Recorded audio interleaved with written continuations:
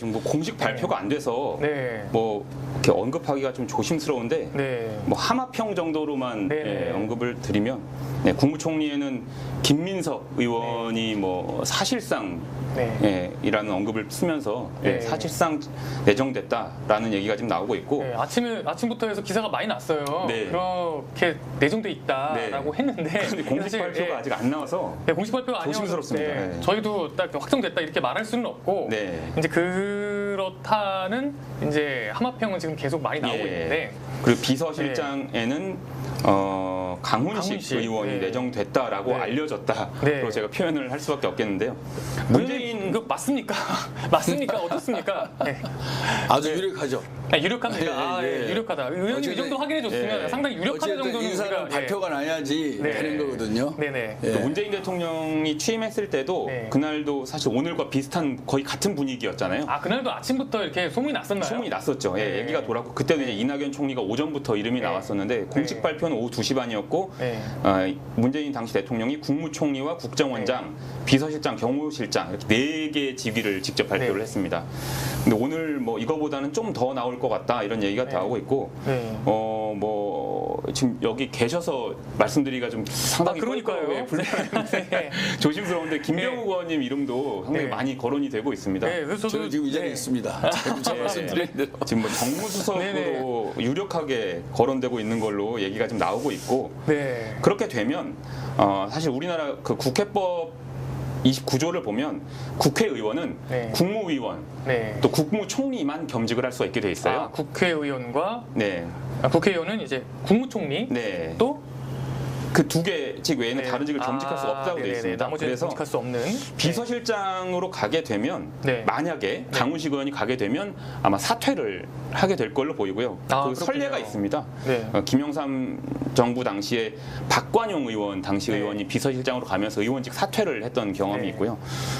노무현 대통령 취임 직후에 첫 비서실장으로 문희상 당시 의원이 임명이 됐었는데 당시 문희상 의원도 의원직을 사퇴를 하고 청와대 비서실장으로 갔던 전례가 있습니다. 그런 전례가 있군요. 의원님 이게 뭐 공식 발표는 아니니까 저희가 이제 가정해서 얘기를 하자면 어쨌든 지금 현재 이제 김민석 의원이 이제 국무총리가 유력하다라는 얘기가 나오고 있고 또 말씀하신 것처럼 지금 강훈식 의원이 또 비서실장으로 유력하다 얘기가 나오는데 이제 특징이 두 분이 다 현직 의원이라는 점이에요. 그렇죠. 현직 의원이 이렇게 어떻게 보면 가장 중요한 투톱의 자리로 지금 이제 하마평이 나오고 있는데 이것도 어떤 의미가 있을 것 같아요. 이렇게 현직 의원들이 이렇게 유력하게 꼽히는 거 어떻게 해석을 해야 될까요? 일단은 첫 번째는 국민들로부터 검증을 받은 사람들 아니겠습니까? 선출직이라는 것은 선거 과정에 또 의정 활동을 통해서 국민들로부터 매일매일 검증을 받는 그런 자리입니다. 그리고 강훈식 의원은 나이는 적지만 또 3선이고 김민석 의원도 젊었을 때부터 쭉 정치를 해왔지 않습니까? 아마 두 사람 다 한 10년, 20년 이상 검증을 받아왔습니다. 그렇기 때문에 인사청문회라든지 국회 동의를 얻는 데 있어서 훨씬 유리한 위치에 되어 있고요. 그리고 또 하나가 이제 저희가 다수당이지만 또 국회와의 관계가 아주 중요하지 않겠습니까? 국회의원 출신이 국무총리와 비서실장을 맡고 있으면 우리 당내의 교류와 또는 국민힘의 교류에 있어서 훨씬 더 부드럽고 원활하게 할 수가 있겠죠. 그러면은 이재명 대통령이 추구하는 국민 통합 그리고 성과 내는 정치 이런 부분에 있어서도 훨씬 더 유익한 카드가 아닐까라는 생각을 하고 있습니다. 저는 이 오늘 나오는 이름들을 보면서 사실은 또 그 두 분 말고도 다른 자리에 또 현직 의원들이 또 이름이 많이 오르내리더라고요. 근데 이걸 보면서 이재명 대통령의 인사 스타일을 좀 엿볼 수 있지 않나 그런 생각도 들었어요. 왜냐하면 우리가 과거에 이게 정권이 바뀌고 주요 자리에 인사가 날 때 보면 깜짝발탁이라고 하는 게 사실 있었잖아요. 그래서 이런 사람이 그래서 어떻게 보면 굉장히 좀 상품성 있고 좀 사람들의 입에 오르내리고 좀 깜짝 놀라는 이런 상징성 있는 그런 인물들의 발탁이 종종 있었는데 사실은 이 이름이 오르내리는 분들 보면 그런 깜짝 발탁의 그런 상징성보다는 실무 위주의 인선이 아닌가 좀 그런 생각도 들더라고요. 이재명 대통령의 인사 원칙은 첫 번째는 충직입니다. 충직. 네. 그러니까 이재명 개인의 충성이라는 뜻이 아니라 대한민국과 대한민국 국민의 충직할 수 있는 사람. 네. 두 번째가 실력입니다. 실력. 국가에 대한 국민에 대한 충직성과 실력을 겸비하는 사람이 공직자가 되어야 된다라는 확고한 신념을 갖고 있거든요.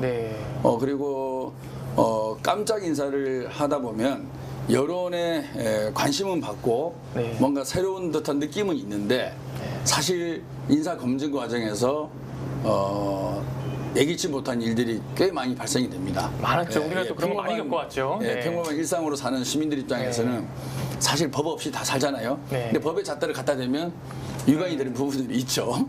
또 도덕적인 부분들도 있고 윤리적인 부분들도 있습니다. 그래서 깜짝이라는 게 정치적으로 이펙트는 줄 수는 있지만 실제 일을 하는 데 있어서는 의미가 없는 거 아니겠습니까?